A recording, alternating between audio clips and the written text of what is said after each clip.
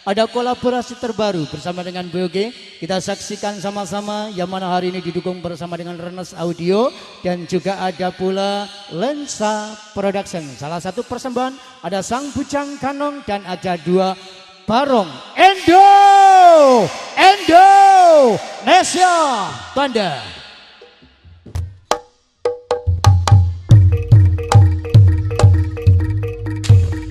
Siap siaga. Para prajurit para tamtama kang sampun kondhang maluka ngembok busana pating cemlorot pating kumlebyar busananing tumuju wonten ing Tratapagung wonten ing kawasan Rungkut wonten gilanipun Kanjeng Baba Bayusa dening Ibu Susi keluarga sang lumampahe ora aduk kaya dhewe macan kelante lho was hehe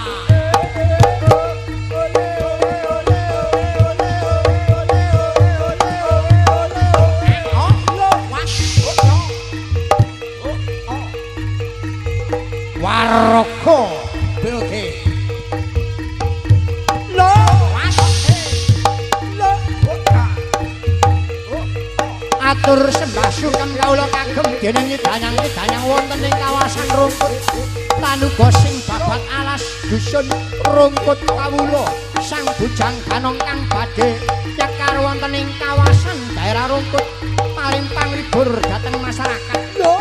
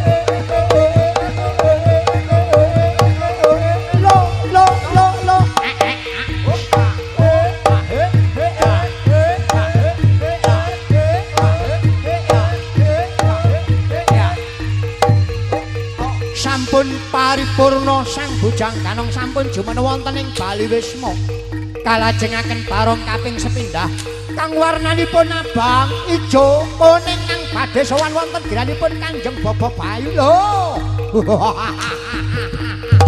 woi warga bilge lo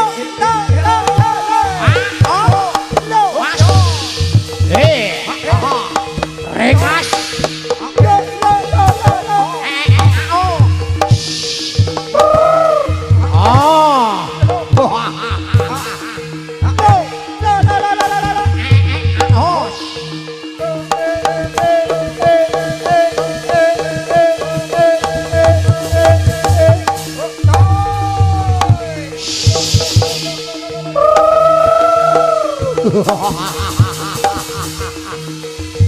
Rengas kang pinaringan asmu bareng lho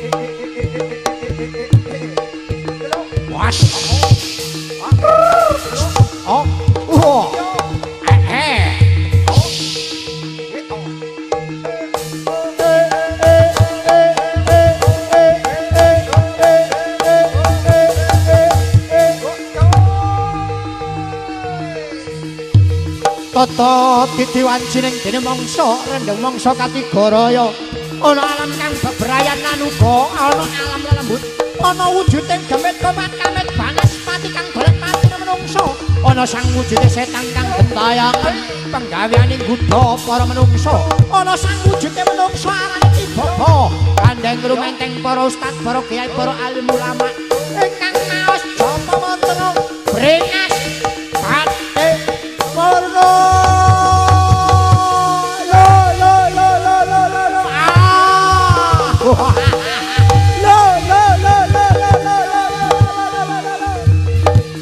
sampun paripurna brengas sampun kenging japa mantra saking Ki Bapa kalajengaken barong kang nomor kalih kang warnanipun abang ijo kuning kang badhe sowan wonten ing kawasan rungkut Jagir Tunggun lho was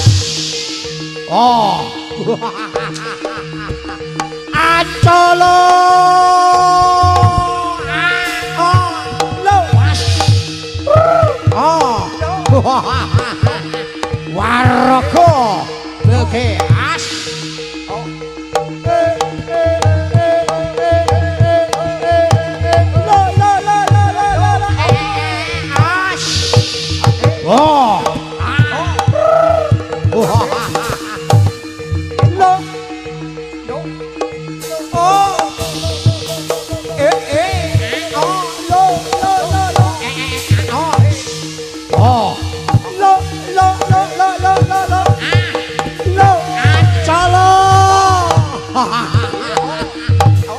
aku bathi kelindingan lho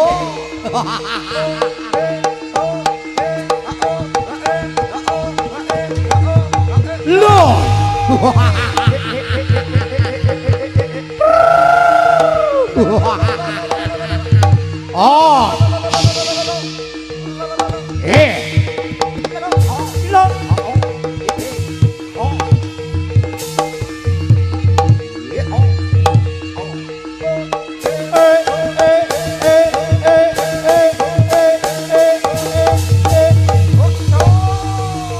tata titiwancining dene mangsa rendheng mangsa katigoraya ana alam kang bebrayan lan uga ana alam lembut ana wujuding demit komat kamit panas pati kang golek mati menungsa ana sang wujude setan kang gentayangan panggaweaning gudha para menungsa lan uga ana sang wujude menungsa arane Ki Bapa kandheng rumenteng para ustad para kiai para alim ulama maos japa mantra ancala bakal musna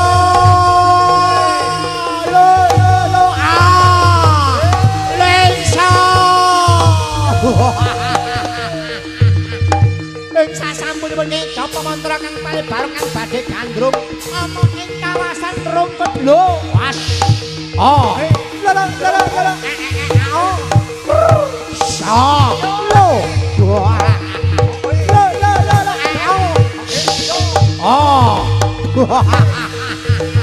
rengas ancala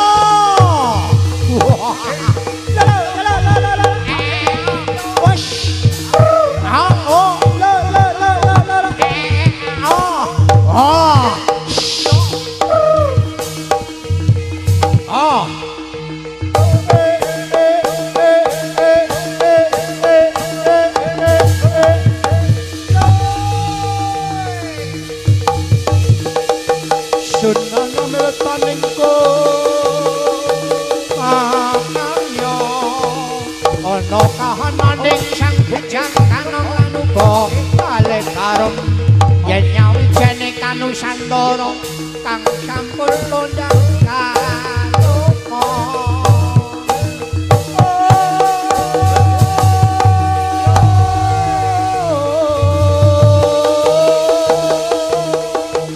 yen ana kasatriyaning kawula muda kang padhedhayana ing kawasan pulau Jawa ingkang sampun kondhang kaluka yen nyawijane kanusantara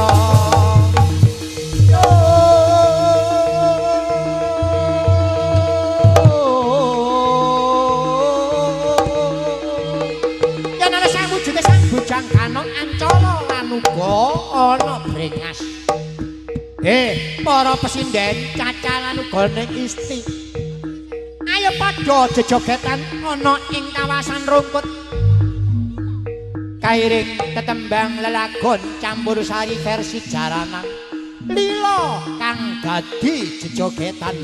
Ayo yo kancane yo dipikirno. Ngerti aku. Heeh. Apa wis ora kelingan sumpah janji ngomong marang aku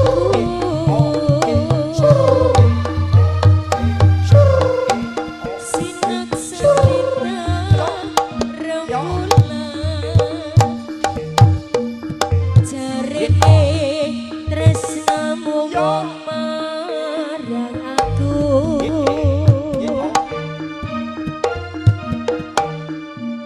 wis nganti telu ganti nanging sliramu ora direperto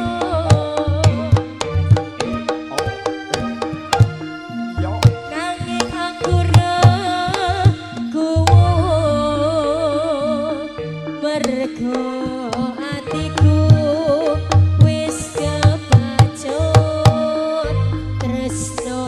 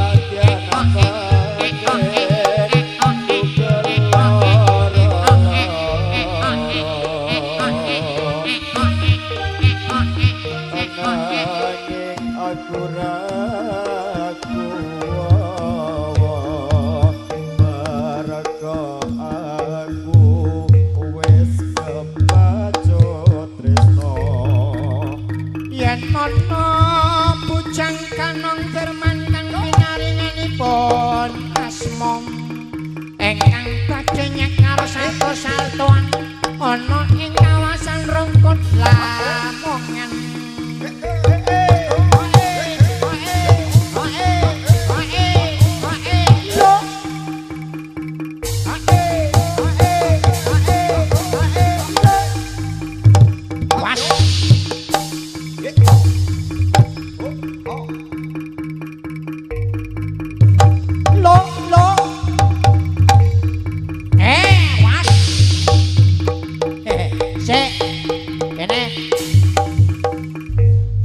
Awakmu ki ndok kene ditekakno kepengin jajan iki kudu ana saltone.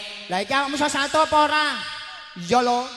Salto. Iya. Iso apa kok diwenehi contoh sih? Langsung ae salto ya. Kira-kira sapa sing salto pilihane kancamu? Mas Niar. Mas Niar. Yo, soalnya iki mendungi wis kaya ngene. Iki atik ya berkate wis didumno pisan. Sajane aja didumno dhisik sadurunge ana ndonga, iku ora afdol ya. Sakno sing duwe gawe. Resikonya nanti ya. Sik, ayo sing salto Mas Niar dhisik.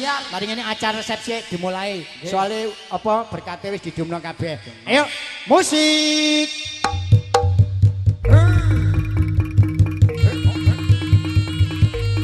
Yen ana Niar kang pinaringanipun asma bocah ing ganteng gagah prakoso ana ing kawasan Nusantara.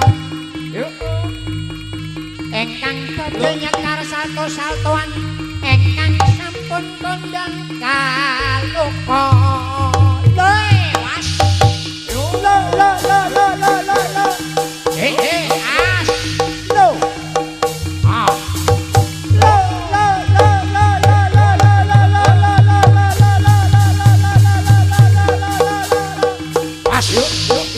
Waraga Oke. Aslo. Aslo. Lo. Waraga Oke. Lo. Aslo. Lo.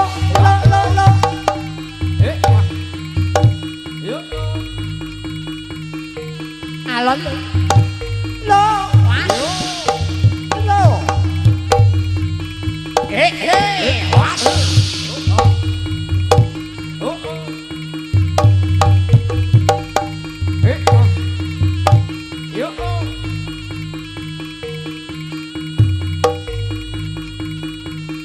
Tepuk tangannya mana dulu dong. Hebat.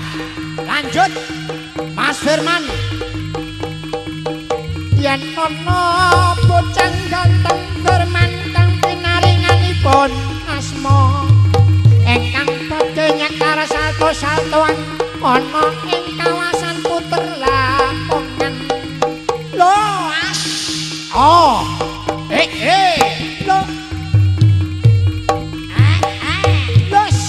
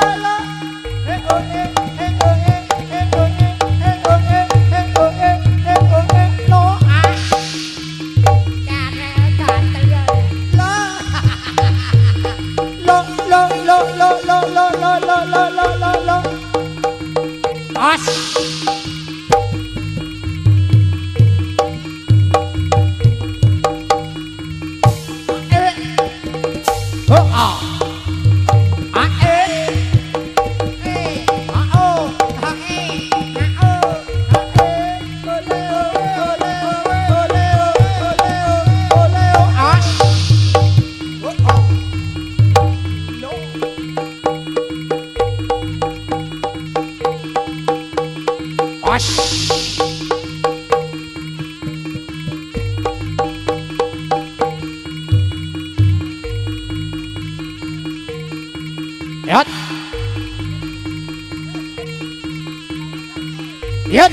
Siji, loro, telu, was.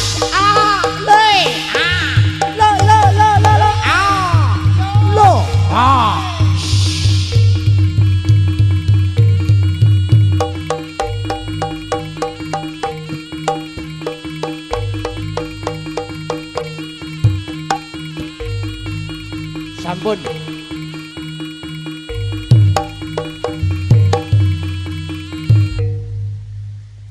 Ya, iki acara siap-siap dimulai dhisik. Persiapan termasuk Mas Bayu, Mbak Susi dan juga anakku Zayan.